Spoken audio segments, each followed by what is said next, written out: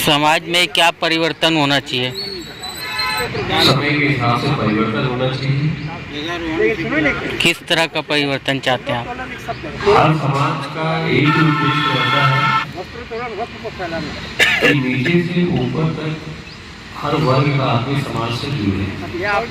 हर समाज यही चाहता है और गौ ब्राह्मण समाज संस्था का भी यही उद्देश्य है और इसी उद्देश्य के साथ हम सबको जोड़ते हैं और सामूहिक रूप से हर कार्य करते हैं समाज की उन्नति और उत्थान के लिए। प्रकार अभी भैया ने बताया कि छोटे से लेकर बड़े वर्ग तक लोगों का जुड़ना आवश्यक है और जुड़ रहे हैं, तो कितने लोग समाज में जुड़ चुके हैं अभी तक? समाज में बहुत लोग जुड़े हैं और अच्छी बात है। पहले के प्रति लोग जागृत हुए हैं, पहले कम थे। इसका श्रेय समाज के कार्यकर्ताओं को, समाज से जुड़े लोगों को है। जागृत हुए लोग और अच्छी बात है, लेकिन थोड़ा सा टाइम लग रहा है, थोड़ा जल्दी और होना चाहिए क्योंकि समय बहुत तेज़ी से चल रहा है। बाकी समाज के लोग इस दिशा में थोड़ा हमसे आगे हैं। हमको संगठित होना बहुत जरूरी है। अपना समाज सोशल उपलब्धियों में कितना आगे है?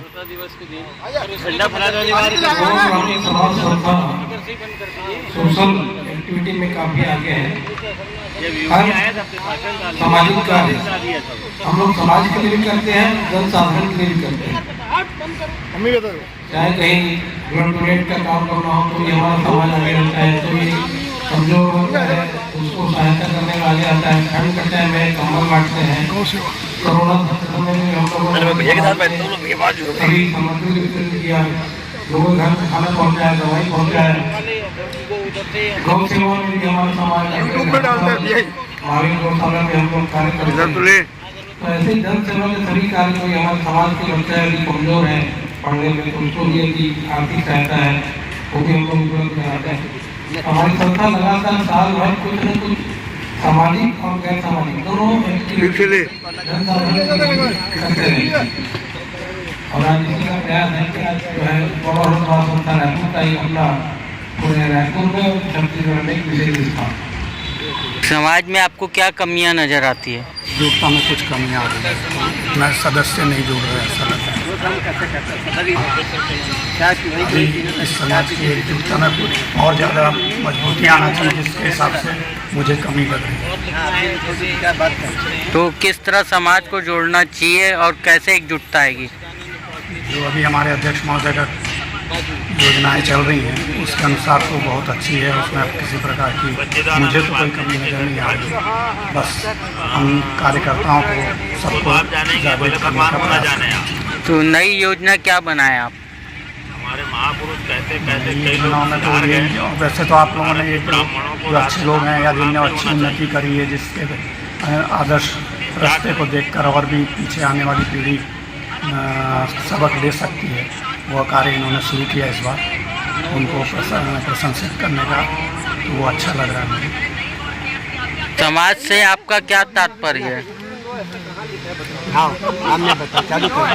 समाज से तात्पर्य ये है, मेरे ही पूरे समाज का, कि समाज में पहली बात तो ये है कि सारे समाज को एक करके लेके चलना, यही समाज का परम कर्तव्य है। बाकी समाज में सारे उत्सव होते हैं, मिलजुल के पार्टिसिपेट होना चाहिए, ना कि चार आदमी पर बोझ होना चाहिए। अर्थव्यवस्था की तो समाज की अर्थव्यवस्था अभी कैसी है आपकी नज़र में? मेरी नज़र में समाज की अर्थव्यवस्था सिर्फ 10-25 जो बड़े लोग हैं उन्हीं के हिसाब से सारे डोर टू डोर जो हमेशा जो काम होने चाहिए वो विगत कई वर्षों से नहीं हो रहे। यहाँ तक कि जो समाज की सदस्यता है वो भी पूर्ण रूप से पूरी नहीं हुई है। आजकल सोशल मीडिया का ज़माना आ गया। सोशल मीडिया के जरिए डोर टू डोर कार्यक्रम हो जाता है, लोगों का समय और पैसा और पेट्रोल सब कुछ बचता है। तो डोर टू डोर से सबको जाना जरूरी है क्या? डायरेक्ट मैसेज करने से सबको आ जाना चाहिए, इस पर क्या कहना है आपका? डायरेक्ट मैसेज करने से आ जाए तो ये डोर टू डोर की चर्चा ही पैदा नहीं है। तो लोगों को डोर टू डोर ना बुलाना पड़े, उसके लिए क्या करना चाहिए हमको? उसके लिए बार बार रिमाइंड करना चाहिए हमको। रिमाइंड तो रोज होता है, रोज मैसेज आता है सबके मोबाइल में, रोज कंटिन्यू मैसेज आ रहा है, वार्षिक उत्सव है। अर्थव्यवस्था में अभी चर्चा हो रही है। अभी आपने अर्थव्यवस्था की बात किया, तो अर्थव्यवस्था में ये जुड़ा हुआ है ना सवाल आपका। इसमें नहीं जुड़ा, इसमें अर्थव्यवस्था क्या है? पढ़ लो, अपनी समाज को निकालो। कंटिन्यू भेज रहे भैया, लेकिन है क्या उसके अंदर? यहाँ पर कोई बैठ रहा है क्या समाज की रसीद लेके? जैसे गंगोर में बैठते और चीज में बैठते हैं। अर्थ का काम तो अर्थ करेगा, व्यक्तिगत काम तो है नहीं। प्रहलाद मिश्रा का, लच्छू शर्मा का, पम्मी शर्मा का। आपकी किन किन हिस्सों में भागीदारी है समाज के कार्यों में? मेरे समाज के कार्यों में हर हिस्सों में भागीदारी है, करीब करीब 100% नहीं बोल पाता, लेकिन करीब करीब। तो आज आप समाज के कार्यक्रम में उपलब्ध हुए तो आपको क्या देखने को मिला, क्या लगा?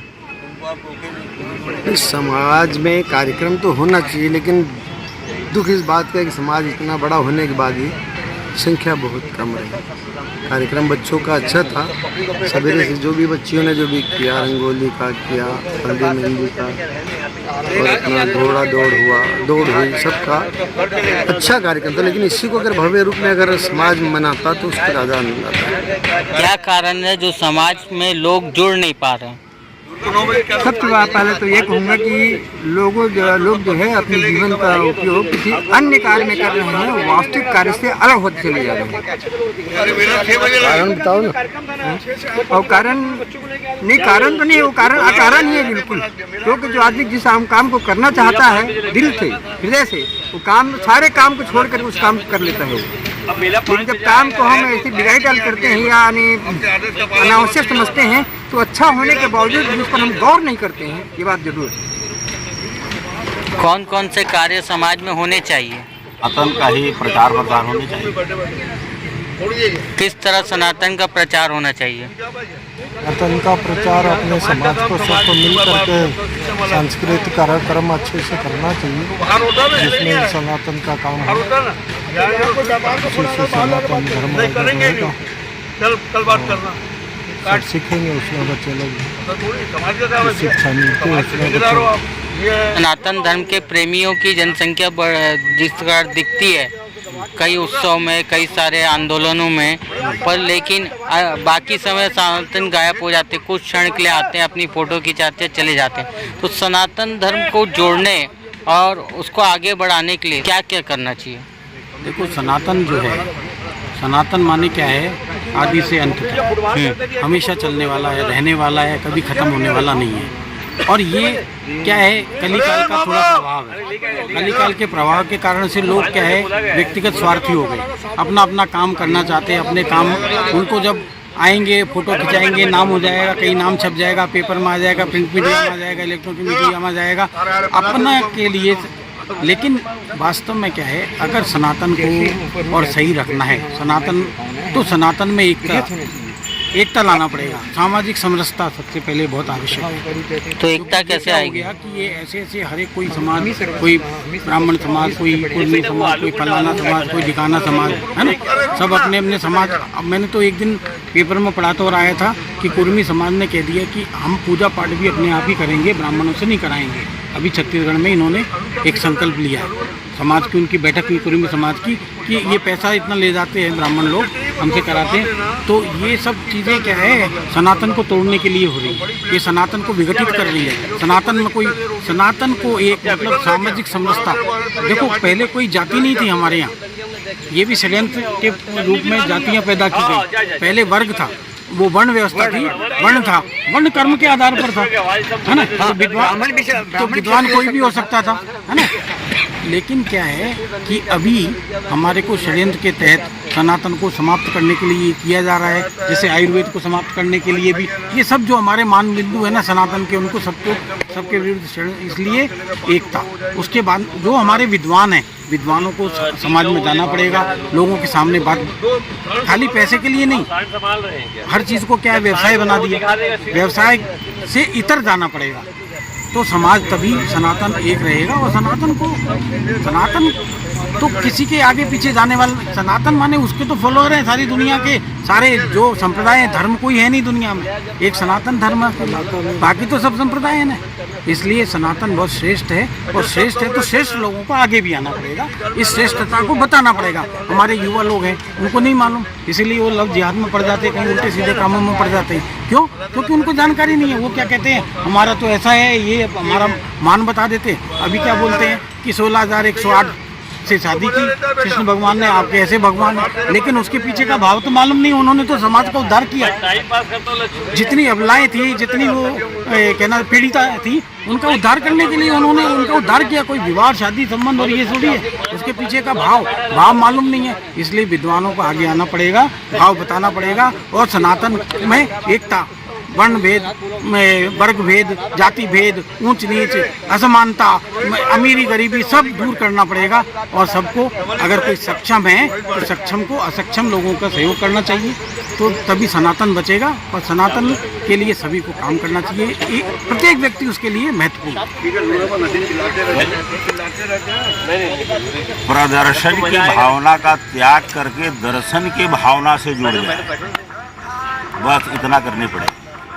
उसके बाद अमीरी सबको बराबर लेना चाहिए। तो ये इसी भावना से